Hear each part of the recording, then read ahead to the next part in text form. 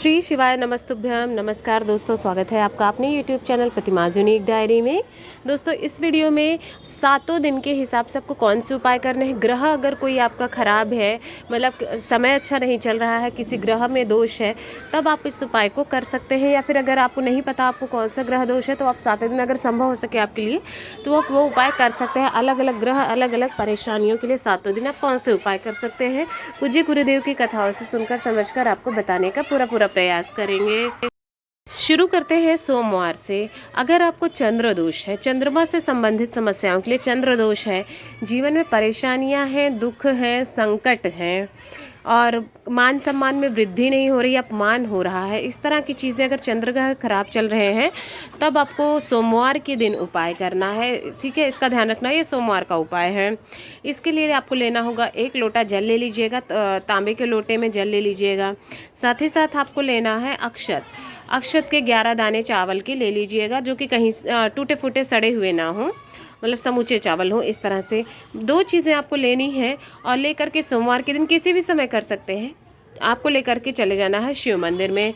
वहाँ पहुंचकर आपको क्या करना है, चावल के 11 दाने उसी लोटे में आपको डाल देना है और महादेव के शिवलिंग के ऊपर आपको चंद्रमौली महादेव का चंद्रमौली महादेव का 11 बार नाम लेना है और वो जल को, अक्षत वाले जल को चढ़ा देना है शिवलिंग के ऊपर और चंद्रमौली महादेव के नाम से। फिर आपकी जो भी अगर ग्रह खराब है, ग्रह दोष है, चंद्रमा से संबंधित समस्या है या कोई परेशानी है, तो उसकी आपको मनोकामना व्यक्त करनी है। वो कामना आपकी बहुत जल्दी पूरी हो जाएगी। आपके ग्रह दोष में ख़त्म तो चीज़ें नहीं होती हैं, लेकिन आपको ग्रह दोष से राहत जरूर मिल जाती है। जो समस्याएं सामना करना पड़ रहा है वो नहीं करना पड़ता है।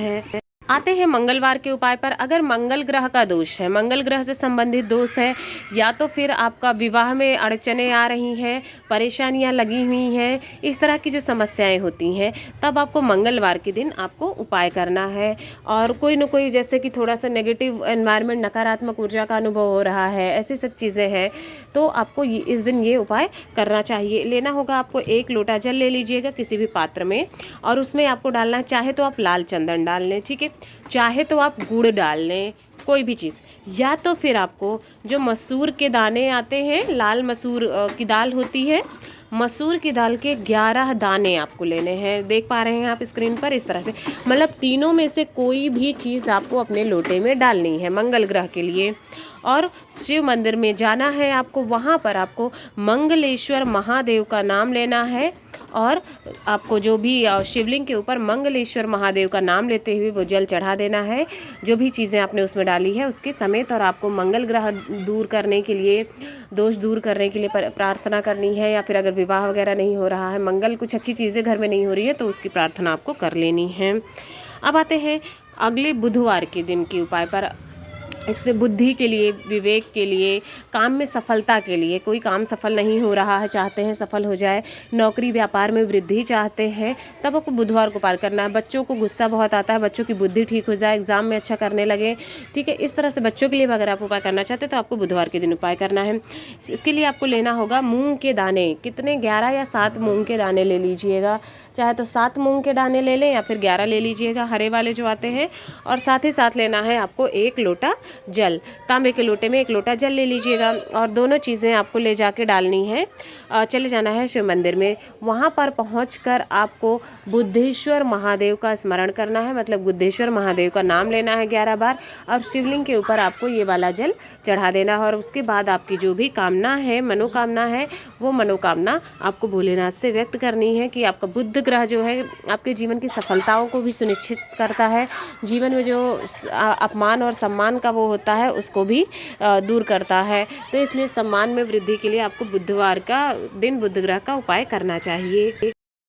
अब आ जाते हैं गुरुवार के दिन के उपाय पर। गुरुवार, अगर ये जो है बृहस्पति दोष को दूर करता है, गुरु ग्रह को जो है, गुरु ग्रह को मजबूत करता है। इस दिन करने वाले उपाय गुरु ग्रह दोष को दूर करते हैं। अगर गुरु ग्रह में संबंधित है, गुरु ग्रह जो होता है संबंधित होता है हमारे जीवन की परेशानियों से, सौभाग्य दुर्भाग्य से संबंधित। मतलब गुरु ग्रह अगर चमक रहा है तो आपके सितारे बुलंदियों पर होते हैं, आपका समय बहुत अच्छा चलता है, हर काम में आप सफल होंगे अगर अच्छा होता है गुरु ग्रह। तो ये दुर्भाग्य दूर करने के लिए, सौभाग्य में वृद्धि करने के लिए आपको गुरुवार के दिन ये छोटा सा उपाय ज़रूर करना चाहिए।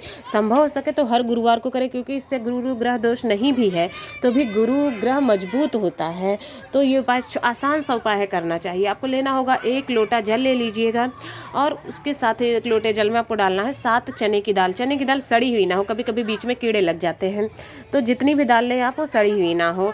उसके बाद दोनों चीज़ें लेकर के आपको शिव मंदिर चले जाना है। वहाँ पर बृहस्पतेश्वर महादेव का 11 बार जप करना है। ओम ब्रह्म बृहस्पते जप करना है।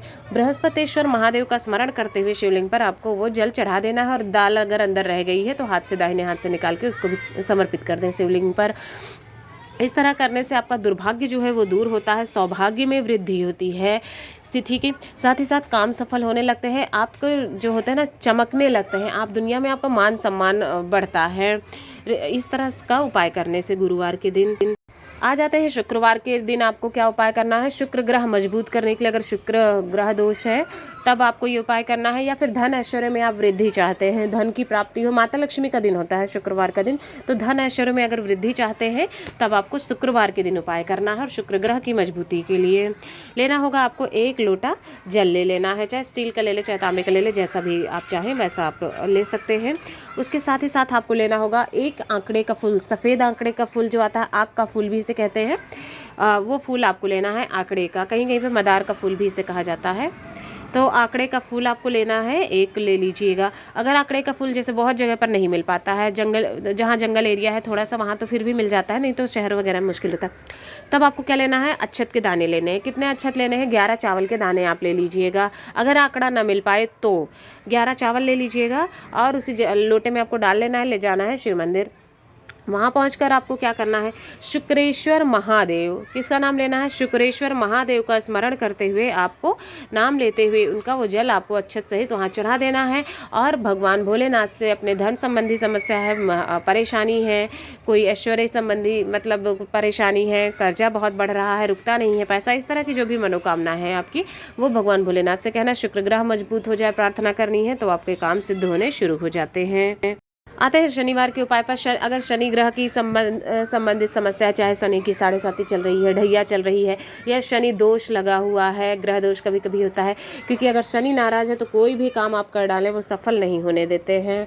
हर काम में आपको सफल होता भी है तो सालों लग जाते हैं, बहुत मेहनत करनी पड़ती है, तब जाके वो काम आपका सिद्ध हो पाता है। तो शनिदेव को प्रसन्न करने के लिए, आपके काम बनाने के लिए आपको ये उपाय करना है।